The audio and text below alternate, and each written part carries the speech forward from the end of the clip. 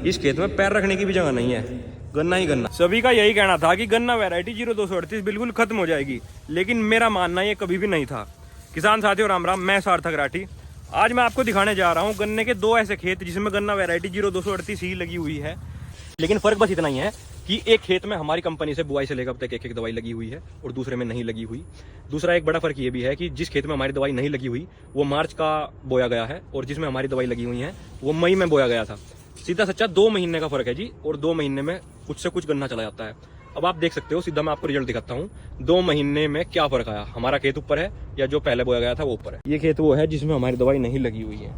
देखो आप कितना सीधा गन्ना खड़ा है इसमें। 0238 का गन्ना है जी, बीच में ये डोल है और ये खेत हमारी दवाई जो दोबारा बोया गया है। इस खेत में पैर रखने की भी जगह नहीं है, गन्ना ही गन्ना है।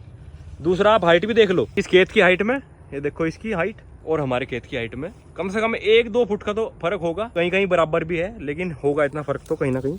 दूसरा, आप अगर लंबाई हमारे खेत की ऊपर है तो ऐसा नहीं है कि हमारे गन्ना जो है मोटा नहीं है। अच्छी खासी मोटाई लेके हमारे खेत का गन्ना चल रहा है। देखो देखो, अच्छा खासा इस समय ये गन्ना चल रहा है। देखो कितना भरा हुआ खेत है, कहीं भी पैर रखने की जगह नहीं इस खेत में। और वहीं इस खेत को देख लो आप, देखो ये आ गया हम इस खेत में। अब जा देखो कितना सीधा गन्ना, देखो ठीक है जी, देख सकते हो आप। तो किसान साथियों, मेरा आप सभी से यही कहना है, दवाई जहाँ से भी लो अच्छी क्वालिटी की लो। और अगर आप हमारे से जुड़ना चाहते हैं तो स्क्रीन पर दिए गए नंबर पर संपर्क कर सकते हैं और एक अच्छी खेती कर सकते हैं। सभी किसान साथियों को राम राम, धन्यवाद।